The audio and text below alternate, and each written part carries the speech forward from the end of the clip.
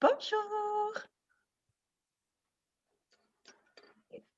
OK, je pense que tout le monde est prêt. OK, parfait. Tout le monde est prêt. Oui! On va commencer, mais avant de commencer l'histoire, j'aimerais que tout le monde ait cherché une baguette magique. Est-ce que vous avez une baguette magique à la maison? Moi, j'en ai une, comme ça. Si vous avez une baguette magique, ça peut être un crayon, ça peut être une spatule, une C'est beau, règle. Madison. Wow, Madison, super avec les Très pantoufles. joli ton dessin avec les pantoufles. Donc, on va avoir besoin d'une baguette magique aujourd'hui parce qu'on va jeter des sorts. Donc, je vais vous laisser quelques secondes pour aller vous trouver une baguette. Moi aussi, je vais me chercher une Luna baguette. a trouvé une baguette, c'est parfait. Est-ce que j'ai une baguette magique? Une spatule en bois, peut-être. Oui, ma spatule.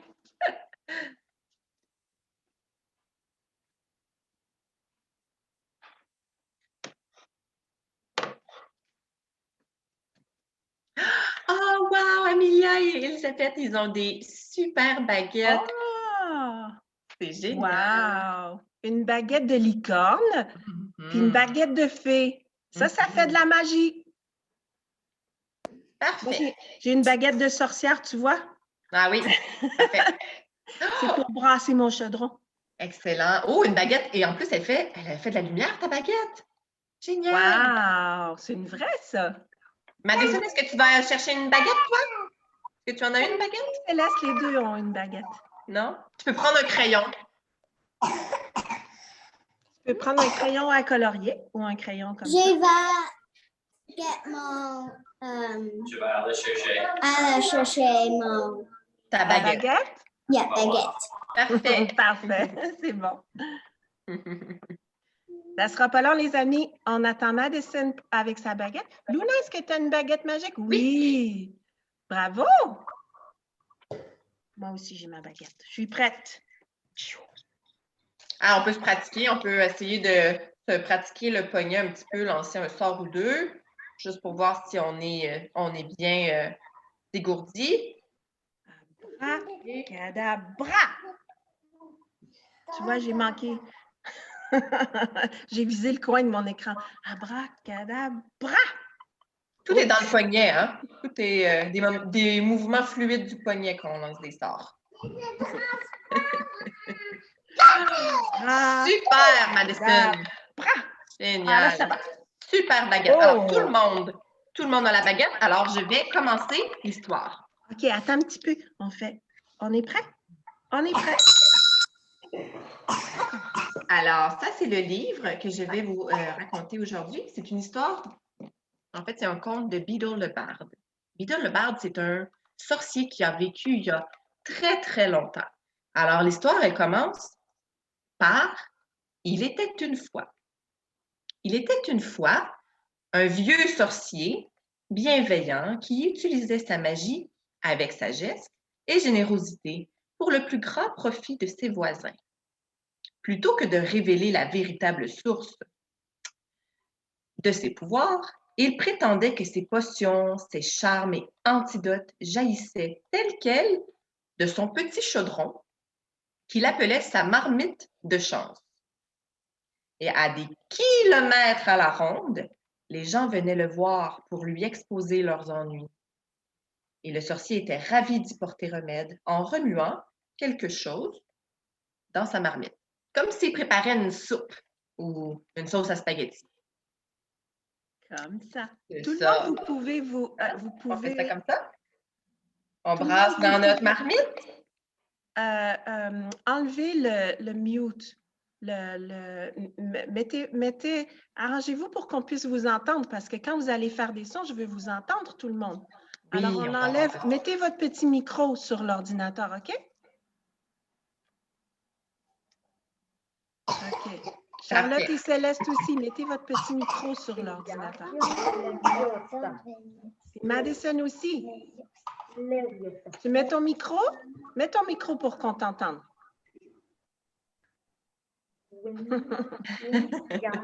Je vais continuer. Oui, vas-y. Alors, ce sorcier bien-aimé vécut jusqu'à un fort bel âge. Puis, il mourut, laissant tout ce qu'il possédait à son fils unique. Ce fils était dans une disposition d'esprit bien différente de celle de son aimable papa. Ceux qui ne pouvaient pratiquer la magie étaient, à ses yeux, des bons à rien. Et il avait souvent reproché à son père cette habitude de dispenser à leurs voisins une aide magique. Alors, on avait une famille de sorciers et dans le village, il y avait des gens qui étaient pas du tout magiques. Lorsque son père mourut, le fils trouva, caché, à l'intérieur de la vieille marmite, un tout petit paquet sur lequel était inscrit son nom. Ah, un cadeau. Bon, curieux. Moi, j'aime ça, les cadeaux. Est-ce que tu aimes ça, les cadeaux, toi? Oui, surtout quand on ne sait pas, c'est une surprise, c'est vraiment excitant. Alors, il l'ouvrit, il a déballé le cadeau, espérant y découvrir de l'or, parce que tout le monde souhaiterait avoir de l'or en cadeau, mais le petit paquet ne contenait qu'une pantoufle. Une pantoufle bien ordinaire. Une pantoufle! Mais en plus, il y en avait juste une, il n'y en avait pas deux. Ça, c'est bizarre, hein? Qu'est-ce qu'il va faire avec juste une pantoufle, Luna? Sais-tu? Il va marcher avec une pantoufle. Il va marcher, il va sauter juste sur un pied? Oui. On va voir, on va continuer, puis on va voir à quoi sert cette pantoufle-là. On va voir l'autre pied. Il va avoir froid à l'autre pied, effectivement, oui. Mais au moins, la pantoufle, même si elle était seule, elle était douce et épaisse. Mais elle était beaucoup trop petite pour qu'il puisse la porter. Alors là, vraiment, une pantoufle trop petite, puis en plus, il y en a juste une. Vraiment, drôle de cadeau, hein? Oui. Il n'y avait pas la paire. Glissé dans la pantoufle, un fragment de parchemin portait ces mots. Alors, un parchemin, c'est un morceau de papier, mais un vieux, vieux papier. Alors, il a pris le parchemin, il l'a déroulé et il a lu « Avec l'espoir le plus cher, mon fils, que tu n'en auras jamais besoin. » Curieux, ça. C'est vraiment curieux. Alors, le papa lui laisse une pantoufle, mais il lui dit qu'il espère qu'il n'en aura pas besoin. Ben là, c'est vraiment curieux comme situation. Alors, le fils, qui n'est pas très gentil, on se rappelle, il n'est pas super fin. Le fils maudit la sénilité qui avait ramolli l'esprit de son père et il jeta la pantoufle dans le chaudron où il l'avait trouvée, décidant que désormais, la marmite lui servirait de boîte à ordures, donc de poubelle. Alors, qu'est-ce qu'il va jeter dans la marmite maintenant? Il va mettre toutes ses poubelles. Franchement, il n'est pas très gentil. Et là, est-ce que tu jettes des cadeaux, toi, quand quelqu'un te donne un cadeau? Mais non, c'est pas très gentil. Non, on garde les cadeaux, on dit merci, puis on les utilise. On s'en sert. Alors, cette nuit-là, une paysanne vint frapper à la porte. Et quand on entend frapper à la porte, qu'est-ce qu'on entend? Est-ce que vous faites le son avec moi? Toc, toc, toc, toc. Toc, toc, toc. Alors, on frappe à la porte. Alors, quand on frappe à la porte, on va ouvrir. Alors, le magicien ouvre la porte. Ma petite fille souffre d'une éruption de verrues, lui dit-elle. Votre père préparait un cataplasme spécial dans cette petite marmite. Lol, le sorcier. Allez-vous-en!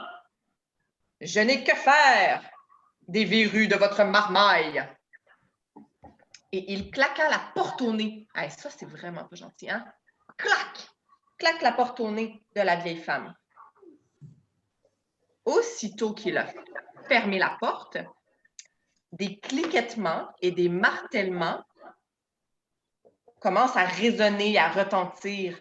Ça provient de la cuisine. Alors, le sorcier, OK, on prend tous notre baguette magique. Le sorcier allume sa baguette. Comment on fait pour allumer? Est-ce que vous connaissez le sort? Est-ce que quelqu'un le connaît? Abracadabra, ça pourrait être ça. Il va dire lumos. Lumos. Alors, on le dit tout ensemble? Lumos. Et là, sa baguette magique, elle a tout éclairé la cuisine. C'est comme un... En fait, ça sert comme une lampe de poche. Hein? C'est comme une lampe de poche. Alors, il s'en va dans la cuisine pour voir d'où vient le bruit. Alors, à son grand étonnement, il vit la vieille marmite de son père. Un pied de cuivre lui avait poussé. Et là, la marmite, elle sautait sur place.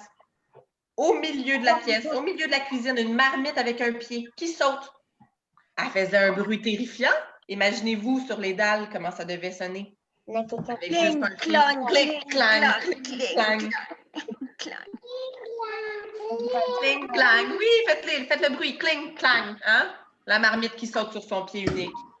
Et là, le sorcier qui en revient pas, là, il est abasourdi. Le sorcier, il s'approche. Et là, il s'en va, il a peur. Il va en retraite lorsqu'il constate que toute la surface, hein, toute la marmite au complet, commence à se recouvrir de verrues.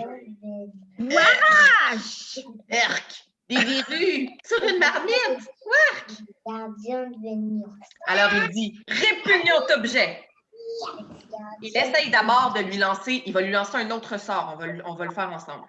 Il essaie d'abord de lui lancer un sortilège de disparition. Et le sortilège de disparition, c'est Evanesco. Est-ce qu'on le dit ensemble? Prends ta baguette! À la baguette, c'est là. Evanesco! Evanesco! Let's go! Ouais, super! Evanesco! Mais ça ne fonctionne pas. Le sort, il rebondit sur la marmite et il se perd. Alors, ça ne fonctionne pas. La marmite reste là. Il essaye aussi de la nettoyer par la magie. Hein? Donc, il essaye de lui envoyer un sort qui pourrait nettoyer et enlever les verrues de la marmite. Enfin, il essaye une troisième chose. Il essaye de la faire sortir de la maison. Mais ça ne fonctionne pas. Aucun des sorts magiques qu'il lance fonctionne.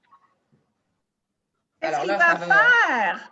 Ça va vraiment pas bien pour notre magicien, là, notre sorcier. Ça va... il est pris avec la marmite, en fait. Donc, il est incapable d'empêcher la marmite de sauter derrière lui. La marmite le suit. Quand il quitte la cuisine, puis elle le suit jusqu'à son lit. Elle monte chaque marche. Pouvez-vous imaginer ça, une marmite qui monte des marches avec un pied? Clic, clac, clic, clac, clic. Est-ce que vous faites le bruit? Clic, clac, clic, clac. Dans un escalier, ça doit faire beaucoup, beaucoup de vacarme. Alors, le sorcier s'en va à sa chambre, mais il se fait suivre par sa marmite.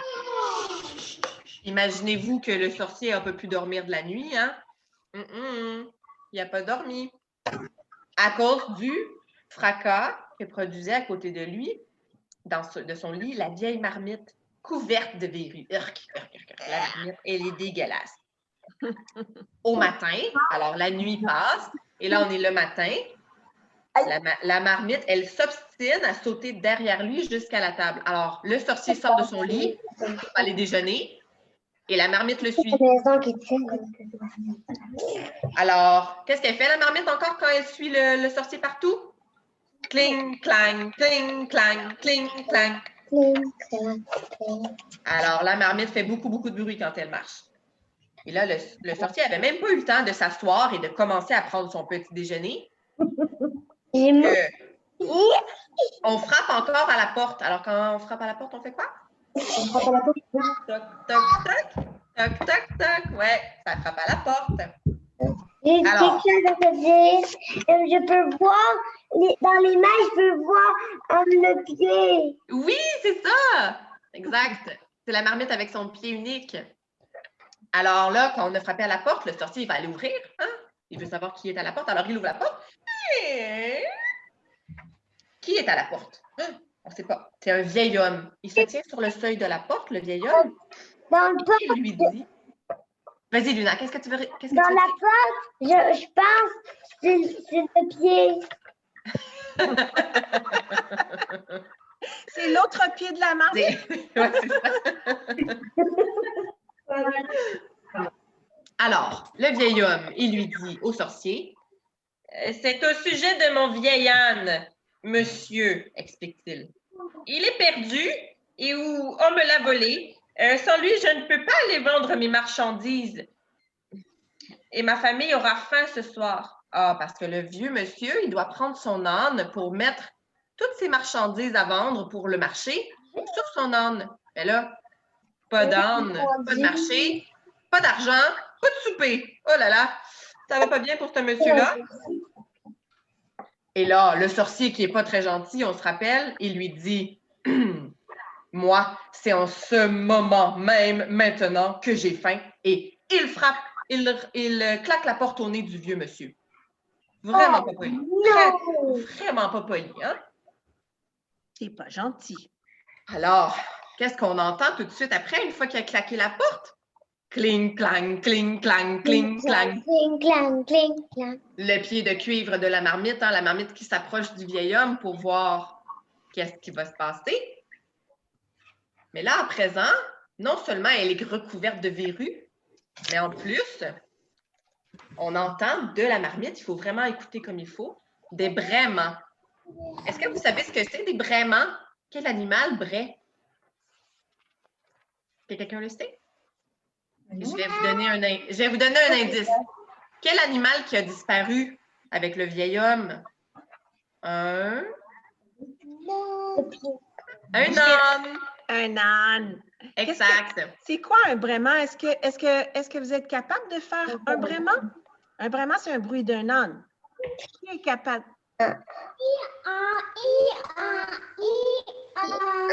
C'est ça, c'est exactement comme ça. Alors là, maintenant, imaginez, la marmite, en plus de sauter sur son pied et de faire du vacarme, elle fait aussi le bruit de l'âne. Alors, on entend hi-ha, qui provient de la marmite. Sans arrêt. Oh là là, ça doit vraiment être bruyant dans cette maison-là.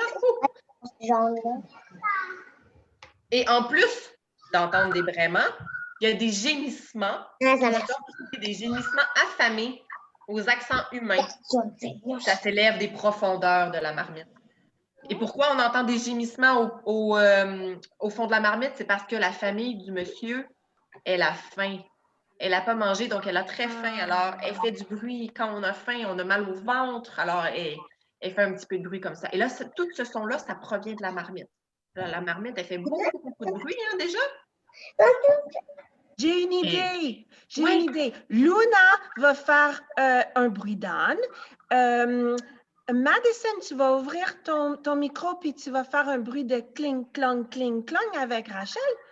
Et Amélie et Elisabeth, vous allez faire des gémissements.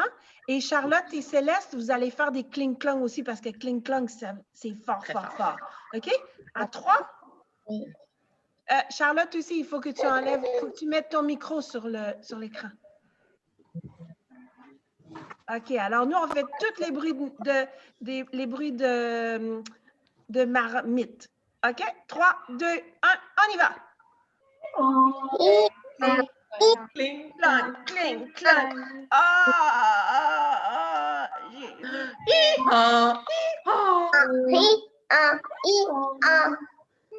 C'est Super! super. C'est une super chorale de bruit, ça. Alors là, imaginez le sorcier, dans quel état il se trouve. Il essaie de faire, de lancer un autre sort, en fait, à la marmite. Il va lui faire on va prendre notre baguette, il va lui lancer le sort du silence. Et le sort du silence, c'est silencio. Hein? Silencio. Silencio. C'est ça. Est-ce que vous pensez que ça a fonctionné? Ça ne fonctionne pas du tout. Ça ne fonctionne jamais quand il fait des sorts à la marmite. Alors, il lui dit, tiens-toi tranquille. Mais ça ne fonctionne pas. Alors, aucun de ses pouvoirs magiques, cependant, ne put faire taire la marmite couverte de verrues et elle continua de sauter toute la journée derrière lui. Hein, elle le suit partout. Alors, s'il va aux toilettes, elle le suit. S'il va dans la cuisine, elle le suit et elle fait du bruit. Elle braille comme un âne, elle gémit, elle cliquette, elle fait plein de bruit partout où il va. Et quoi qu'il fait, la marmite le suit et fait tous ces bruits-là.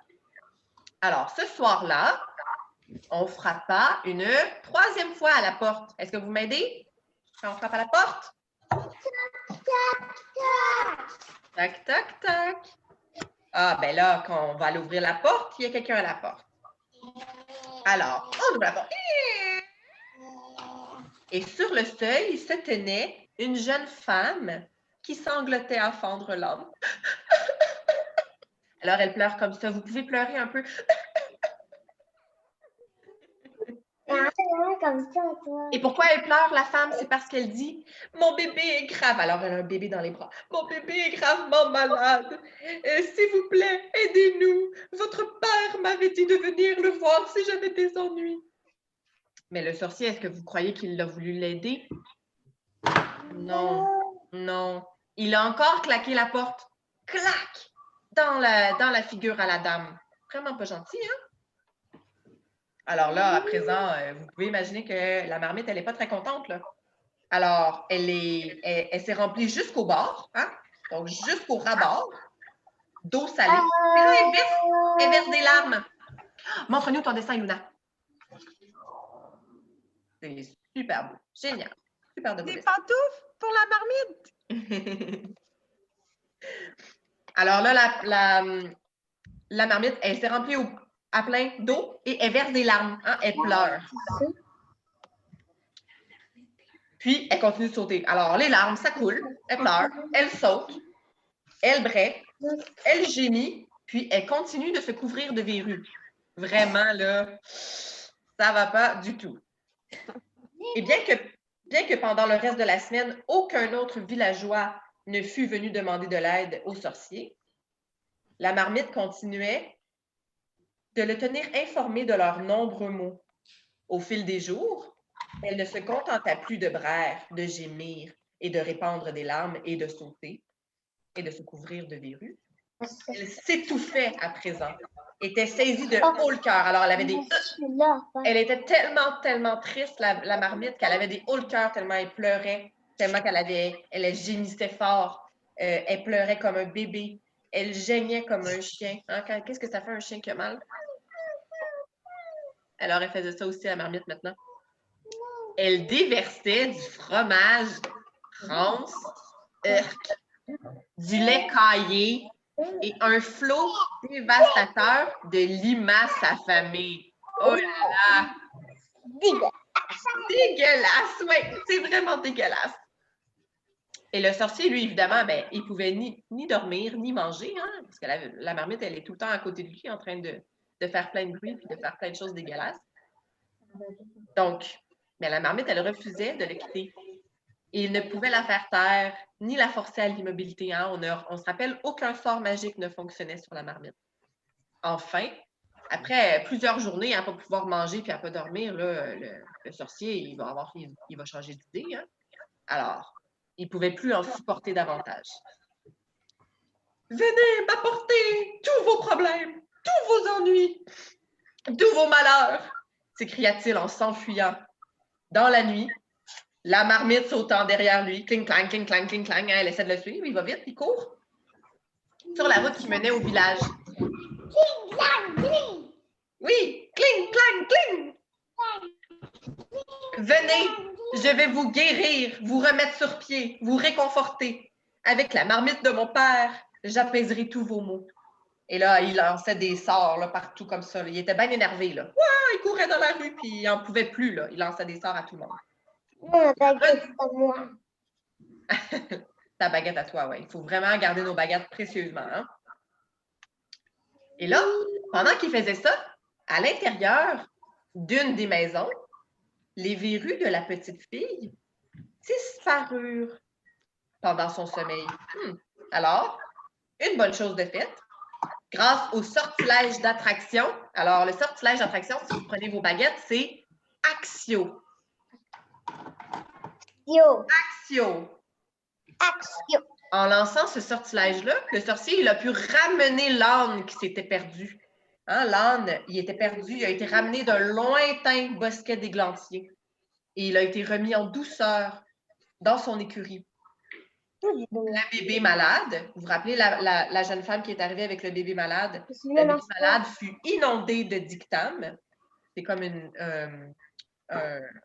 une crème pour guérir. Une crème, c'est ça, une crème pour guérir. Et il se réveilla le lendemain matin Merci. toute rose et frais et dispo, hein, comme s'il n'avait jamais été malade. Dans chaque maison où s'était répandue maladie et chagrin, le sorcier fit de son mieux avec son pouvoir magique. C'est beau. Et peu à peu, la marmite à côté de lui, elle cessa de gémir et d'avoir des hauts le cœur. Elle devient silencieuse, hein? Alors la marmite ne disait plus rien du tout. Et elle était propre et brillante. Alors la marmite est revenue comme au départ, hein? Comme une marmite bien ordinaire en fait. Mais la seule chose qui lui restait, c'était son pied. Alors, marmite, demanda le sorcier en tremblant, tandis que le soleil commençait à se lever. On se rappelle, il a couru toute la nuit là, dans le village pour lancer des sorts pour aider les gens. La marmite recracha la pantoufle hein, qu'il avait lancée dedans comme s'il jetait ça aux poubelles. Alors, elle l'a recraché la pantoufle qu'il avait jetée et lui permis de chausser la pantoufle sur son pied de cuivre. Alors, tous les deux, ils retournèrent dans la maison du sorcier. Le bruit de pas de la marmite, enfin assourdi par la pantoufle. Hein? Alors, quand elle marchait maintenant avec son pied, ça sonnait plus atténué. Ça ne faisait pas autant de bruit. Ça faisait peut-être un petit toum, toum, toum, plutôt que le cling-clang, cling-clang du début. Mais à compter de ce jour, le sorcier aida les villageois, comme son père l'avait fait avant lui, de peur que la marmite ne se débarrasse de sa pantoufle, hein, qu'elle l'enlève de son pied et qu'elle se remette à sauter. Et voilà, c'est la fin de l'histoire. Bravo! Merci pour tous vos sorts que vous avez aidé à jeter avec moi et tous les bruits que vous avez fait. Vous avez fait des super de beaux bruits. Merci tout le monde. Est-ce que vous avez